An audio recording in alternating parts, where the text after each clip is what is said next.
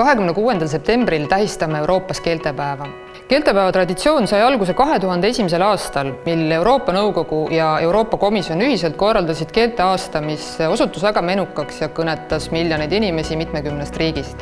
Keeltepäeva mõte on pöörata tähelepanu meid ümbritsevale keelterikkusele, keeli väärtustada ning innustada igas eas inimesi keeli õppima. Euroopa Liidus on küll 24 ametlikku keelt, kuid tegelikult on Euroopa keelte poolest palju rikkam. Siin on üle 200 kohaliku päritolu keele, lisaks veel mujalt maailmast kaasa toodud keeled.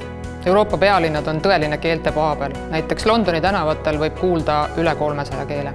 See on tohutu ressurss, mida tuleb hoida ja kasutada. Pole ju kahtlustki, et keelteoskusest on kasu kõikjal, nii õpingutes, tööturul, ettevõtluses kui ka isiklike suhete loomisel.